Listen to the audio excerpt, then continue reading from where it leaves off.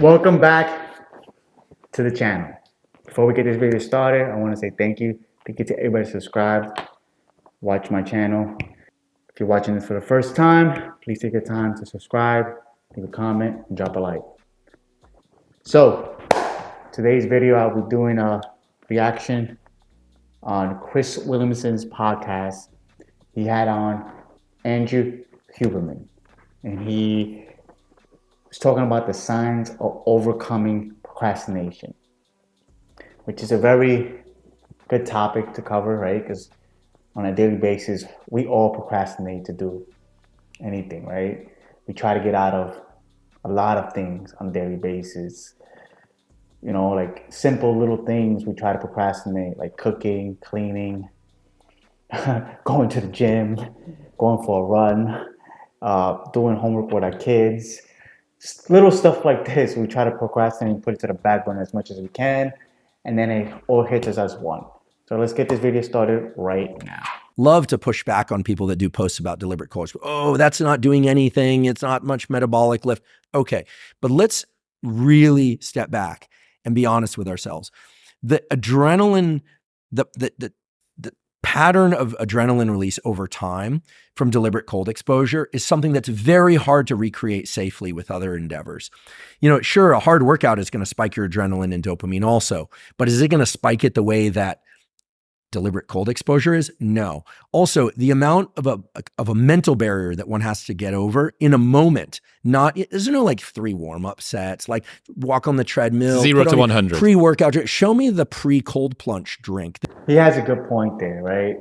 He makes a lot of sense because just a little while ago, I was doing my Ironman prep and I had to swim outside in the cold. Right? And that's not freezing temperature like what he's talking about, cold exposure, but it does. It makes you think, right? Makes you like wonder what you're doing out there when you're out there in the cold and you have to feel that cold. Like,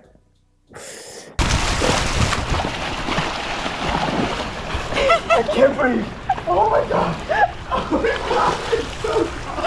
God. There is no easy way to get in, right? There's no easy way to you have to just get yourself in there. But once you're in there, your body starts to adapt to it, right? And you start understanding, okay, I'm here.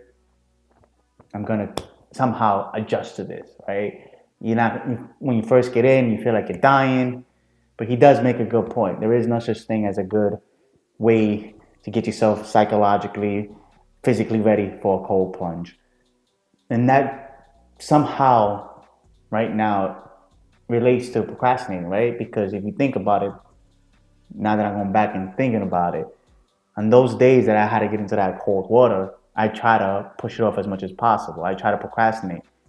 But once I was in there, right? Like I was like, all right, I got to adjust to this. I got to get mentally prepared for it. I got to get ready for it. And he's right. There is no psychological thing you can tell you. So you can tell yourself you're ready, but until you feel it, you're not going to be ready, right? So he makes a good point there. A chapter on focus and tools for focus for my book. I'm finding I'm doing everything but doing that. Let's just set it a kind of a fun example.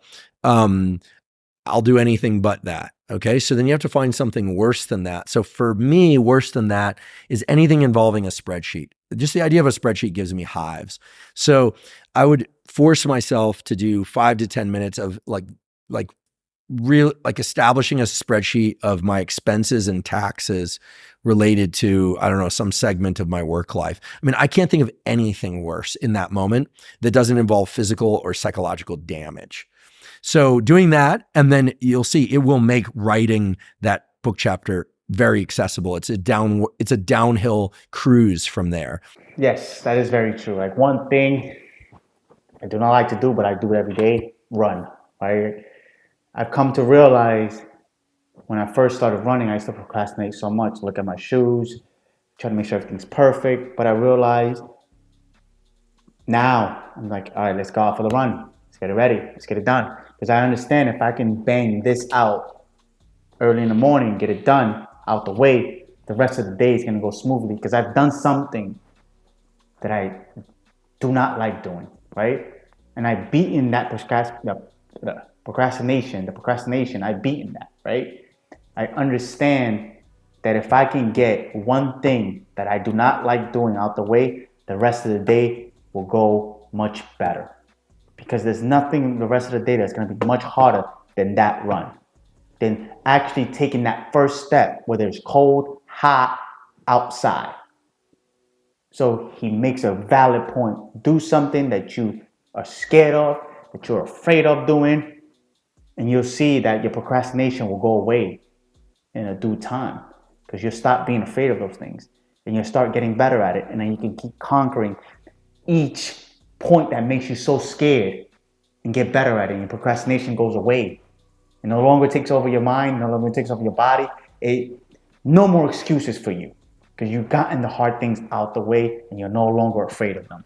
The way to overcome procrastination is to do something harder than the hard thing that you're putting off. The way to get around procrastination is to do something hard that you do not enjoy every single day, that is harder than what you really don't want to do. Like I said before, running for me. So I know the rest of the day, I know I'm going to have a hard day because I put myself in situations that challenge me every single day. That runs out the way, and I'm good to go. I'm good to work. I'm good to be challenged. So remember, if you're having a hard time with this, stop running away from the work. Stop running away from hard. Because if you keep doing that every single time out, you're just going to be running through life and never accomplishing anything. Because you're always trying to put it to the back burner. You're always trying to be comfortable. In this world, in this life, we're never going to be comfortable. Because life is like a roller coaster. You have ups and you have downs. But there's a lot of more downs than ups. But if you can get through those hard times, through those times you want to give up, those times you don't want to do something, you'll see you'll become stronger and you stop running from it. So remember, there is nothing that can keep you down but your mind, right? Procrastination is all in your mind. It's all inside of you. No matter what you're trying to do in this world, you hold all the cards. You either can get up from it, be stronger than ever, or you can stay in that dirt, stay in those thoughts. Let them keep you down. Let them not let you excel in life because you are afraid of that moment. Because in this world, hard times will arrive. But if you keep running from those hard times, you're going to be stuck in that dungeon forever and just keep running in circles and never accomplishing anything. Stop procrastinating. Get yourself out there and work. See the results that you want out of life, because it's all up to you and nobody else. Procrastination can only keep you down if you allow it. Ending it here. Thank you for watching the video. Thank you for subscribing. If you're watching this for the first time, please take the time to subscribe, drop a like, and leave a comment. Remember, work hard today for a better tomorrow, and I'll see you on the next video.